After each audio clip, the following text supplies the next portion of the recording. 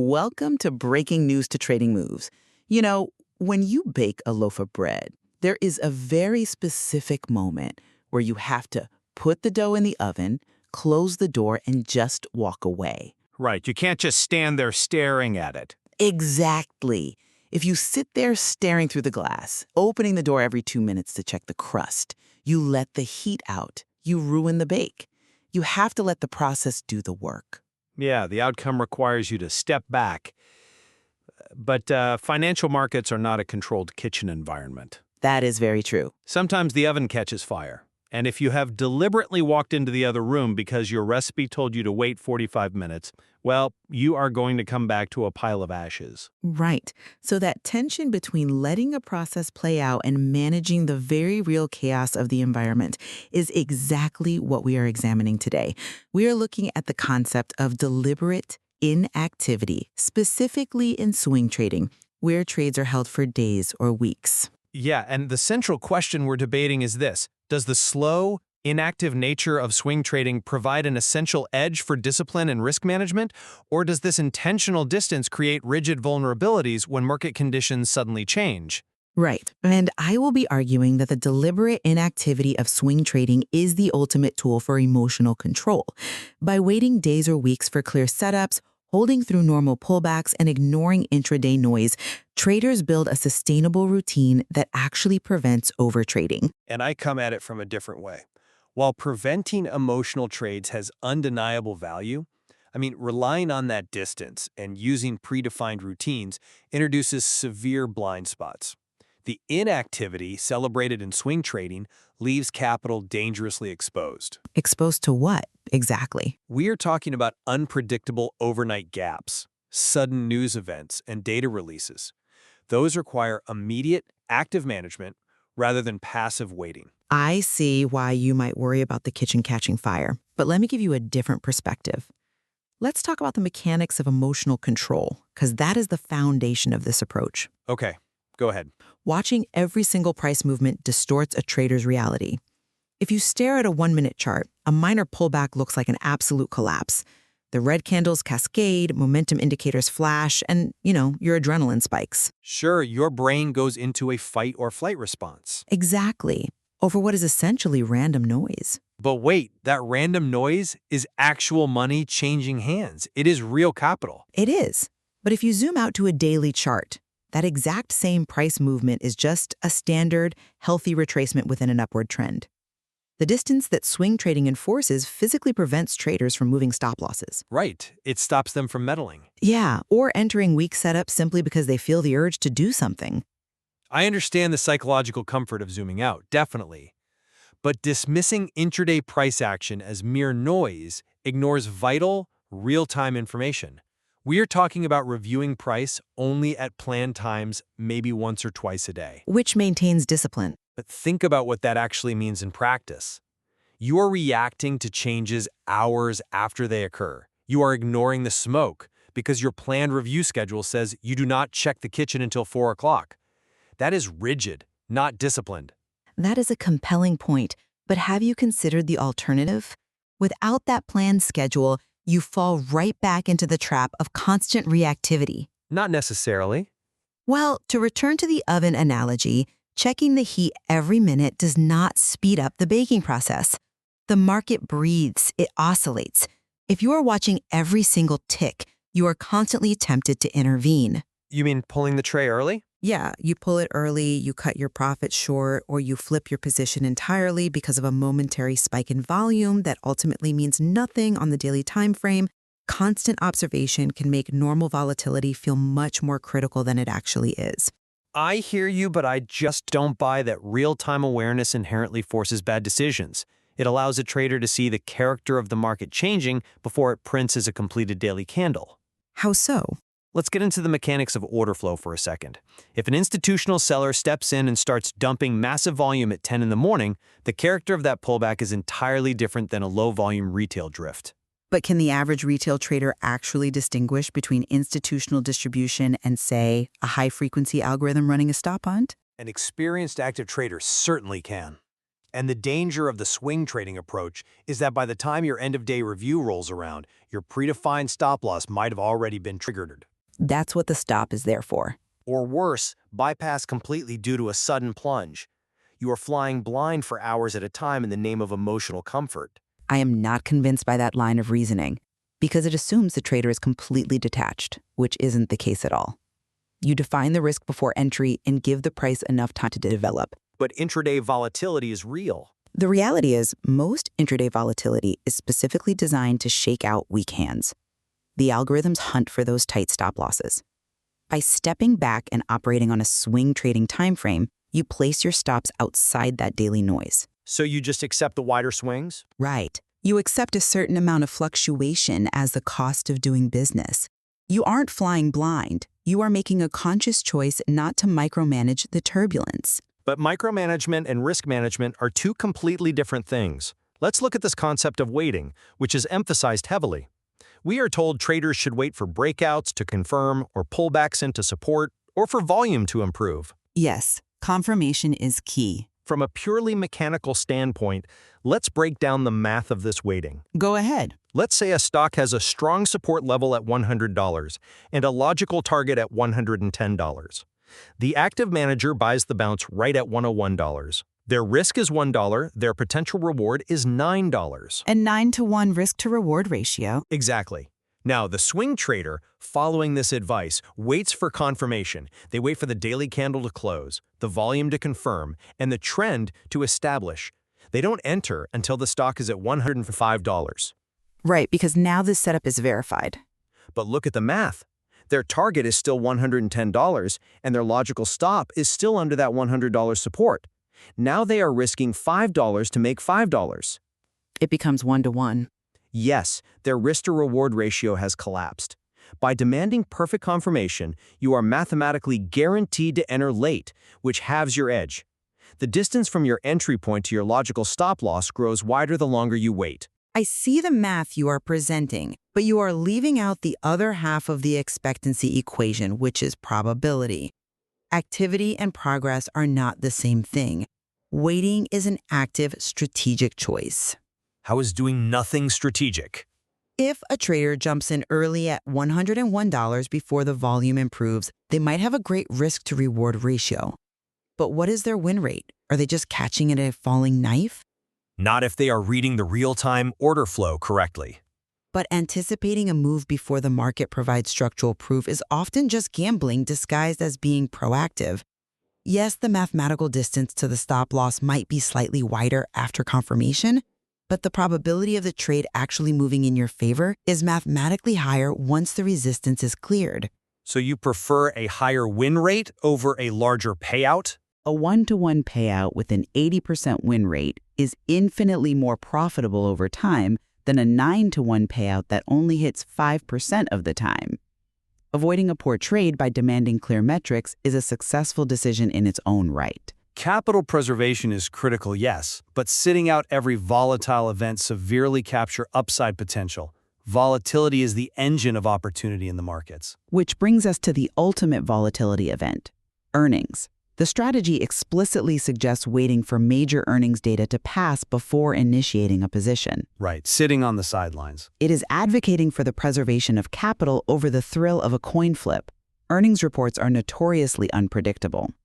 A company can beat revenue estimates, raise guidance, and still see their stock sell off 10%. By choosing to sit out that volatility, the trader actively protects their account. But you are paying a massive opportunity cost for the comfort of knowing the news. If you habitually wait for the earnings data to pass and the market digests the news favorably, the stock might open up 15%. Which is a risk you accept.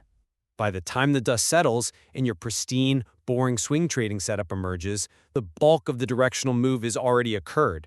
Furthermore, by the time that breakout is confirmed, the initial burst of momentum has exhausted itself. So you think waiting makes you the last one in? Yes. The strict adherence to waiting basically forces the swing trader to be the liquidity provider for the active managers who didn't need absolute confirmation. You're assuming the trader actually has the time to sit there and actively manage that early entry. But the active manager is paying a massive toll in cognitive capital. Let's talk about sustainability, because that is where this edge actually lives. Okay, let's talk about lifestyle. For people with jobs or family commitments, a simple, repetitive routine is the only realistic way to participate in the markets. I don't disagree that people have limited time. Exactly. We are talking about weekend market reviews, daily chart scans, predefined entries, stops, targets, and a written journal. This routine protects the trader from the intense burnout associated with constant day trading. By doing the work on the weekend. Right. By moving the workload to the weekend, when the markets are closed and prices are static, the trader can perform rigorous, uninterrupted analysis. They can chart their support and resistance levels without the pressure of a ticking clock. Which separates analysis from execution. Yes. And that structural separation is a massive advantage for retail traders who don't have a team of analysts feeding them data. It creates a framework where consistency makes it easier to review results, identify mistakes, and improve over time. The boredom is a protective barrier against a chaotic, unsustainable lifestyle. I grant you that a structured review process and a journal are valuable tools, but a lifestyle routine cannot dictate market realities. What do you mean? The market doesn't care about your weekend chart analysis when an unexpected headline hits. Gaps, news, and overnight moves can affect a position, and I don't think this approach fully wrestles with the mechanics of uncontrollable capital exposure. Uncontrollable? The stop losses manage the exposure. Do they? Let's walk through exactly how an overnight hold works in the real world. The market closes at 4. A company releases an unexpected earnings warning at 4:15. The stock, which closed at $100, is indicated to open at $80 the next morning. Okay, I see where you're going. If your predefined stop loss was placed at $90, it simply does not matter. Because the market gaps right over the order. Exactly. The market will open at $80, and your order will execute at the next available price, which is $80. You have suffered severe slippage. That is a known risk. But relying on static, pre-placed stops overnight creates a fixed hazard. You can't actively maneuver during that sudden volatility because the market is closed to you, while institutional dark pools are actively repricing the asset. The predefined risk you carefully journaled about on Sunday night is entirely destroyed by the gap down on Wednesday morning. That is a valid structural challenge. Though I would frame the solution differently. Doesn't the strategy already account for this vulnerability via precise position sizing? Position sizing helps, but it doesn't eliminate the structural flaw. But it mathematically shields the portfolio. Planning must include position sizing, stop placement, and an awareness of major events. Let's break down the math. Sure, let's hear it. If a trader has a $100,000 portfolio and their strict rule is to risk only 1% per trade, that is $1,000 of risk. Right. If they buy a stock at $100 with a stop at $90, their risk is $10 a share. So they buy 100 shares. If the stock drops to 90, they lose their $1,000. But what if it gaps down to $80, like my example? Right. If it gaps to 80, Then they lose $2,000. They just doubled their maximum risk threshold. correct. Which is why a disciplined routine dictates that if a known event like earnings is coming, they either close the position entirely or they size the position down. So they hold fewer shares. Exactly. If they only hold 50 shares into an earnings report, a $20 overnight gap down exactly equals their $1,000 maximum risk. Position sizing is the mathematical shield against overnight gaps. You don't need to be awake and actively maneuvering if the math is already done and the exposure is strictly capped. That mathematical shield only works if the major events are scheduled, like an earnings report or a central bank meeting. What about unexpected geopolitical events? Those are rare. What about a sudden downgrade by a major credit agency over the weekend? These are not on the economic calendar. Black swan events are rare by definition. Rare, but devastating. And here is the core problem with the sizing argument. Sizing down to accommodate every possible black swan event means your capital is drastically underutilized. If you trade so small that a 20% overnight gap never hurts you, that a 20% move in your favor barely moves the needle on your overall portfolio. You're talking about cash drag. Yes, you suffer from cash drag, By enforcing this extreme distance and tiny sizing, you are sacrificing performance for the illusion of safety. It is not an illusion of safety, it is the reality of longevity. The biggest advantage of swing trading may not be higher returns on individual trades, but the ability to make fewer, more deliberate decisions. Decision fatigue is a factor, sure. It is a massive factor. Every single time an active day trader looks at a ticking chart, they're making a decision. Hold or sell, buy more or cut, even deciding to do nothing takes mental energy. True. Active trading is exhausting. By the end of a trading session, cognitive depletion has set in. Swing trading removes this continuous loop of micro decisions. It physically removes the trader from the high-stress environment, enforcing a cooling-off period that prevents the downward spiral of emotional trading. Like revenge trading? Exactly, revenge trading after a loss. When you don't have to make 100 decisions a day, the quality of the 3 decisions you do make goes up drastically. I don't disagree that cognitive depletion is real, but enforcing a cooling-off period by ignoring the market entirely is a blunt instrument. How so? It is like treating a minor sports injury by putting the athlete in a full body cast for 6 months. Yes, they won't aggravate the injury, but they lose all their conditioning. The active manager handles the urge to overtrade through strict daily loss limits and mental discipline, not by willful blindness. Willful blindness is a strong term for just following a plan. But by turning off the monitors, the swing trader misses the subtle intraday rotations. Imagine capital suddenly flows out of technology and into utilities at midday. Sector rotation. Yes. The active day trader sees that flow in real time, recognizes the defensive posturing, and adjusts their strategy. The swing trader, who only checks their predefined alerts, remains completely oblivious to this critical change in market character until hours later. They are left holding technology stocks while the smart money has already rotated. I see your point regarding sector rotation, but reacting to every intraday capital flow often leads to exactly the kind of overtrading we're trying to avoid. Traders may increase position size simply because nothing else is happening, and they want to feel productive. That happens, yes. And that need to constantly optimize based on midday data creates immense friction costs, commissions, slippage, and spread costs that eat into long-term profitability. By demanding a higher threshold for action, the swing trader filters out the low probability noise. The true result, capital appreciation, takes time to materialize. The boredom is the price you pay for clarity. The problem with demanding a higher threshold for entry is that markets are rarely perfectly clear, and waiting for perfect clarity often leaves you holding the bag. Let's talk about the concept of alerts at important price levels. A great tool for staying away from the screens. Yes, but relying on price alerts implies that price alone is the determining factor for an action. Context matters immensely. Give me an example. If an alert triggers at $100, the swing trader gets a ping on their phone, looks at it, and executes their predefined plan. But what if that alert was triggered on abnormally low volume during a holiday session? What if it was triggered by a rogue algorithmic spike that immediately retraced? The plan should account for that. But the passive routine treats all price triggers as equal, which they rarely are. The active trader evaluates the context of the price action, the volume, the time of day, the correlation with other assets before acting. The swing trader's rigid adherence to predefined entries strips away all that vital context. That is precisely why the routine includes more than just alerts. It emphasizes daily chart scans and weekend market reviews. The context is built during those review periods, not in the heat of the moment. So you do the thinking beforehand. Exactly.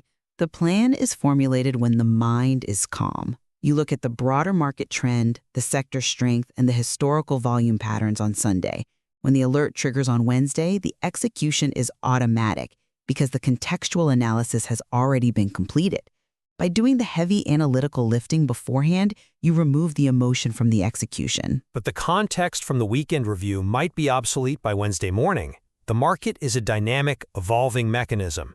A plan formulated on Sunday night cannot possibly account for the precise intraday volume profile of a breakout on Thursday afternoon. It might not be perfect, no. Right. So while discipline is absolutely crucial, the mandatory detachment of swing trading creates fixed hazards. The inability to maneuver actively during sudden volatility and the massive exposure to overnight gaps are structural flaws that cannot be entirely solved by journaling and position sizing. So where does that leave us? As we look at these different philosophies, I maintain that the structured approach of swing trading filters out the behavioral errors that destroy most retail accounts. Chasing, overtrading, and revenge trading are mitigated by this process. It provides a framework. Yes, a robust, repetitive framework for longevity. The deliberate inactivity is an active defense mechanism against our own psychological flaws. And I conclude that while protecting yourself from psychological flaws is necessary, creating intentional distance from the market introduces an entirely new set of risks. The mandatory detachment leaves your capital exposed to uncontrollable overnight events and prevents you from adapting to vital, real-time information. Discipline is essential, but rigidity is dangerous. Despite our different perspectives on execution, there are clear points of convergence here. We both agree on the core premise: defining your risk before entry and avoiding low-quality setups driven by boredom are absolute necessities for any trader regardless of their time frame. Yes, that is undeniable. Whether you are actively managing a position minute by minute or checking it once a day. If your risk is undefined or you're trading simply for the thrill of the action, you will eventually lose your capital. The market guarantees it. It ultimately comes down to a balance between healthy emotional distance and necessary market awareness. Every listener must evaluate their own psychological thresholds, their mathematical understanding of risk, and their lifestyle constraints. Right, to determine exactly how much boredom they can effectively manage in their trading routines. There is certainly more to explore in the material, and no single approach holds a monopoly on market success. Precisely.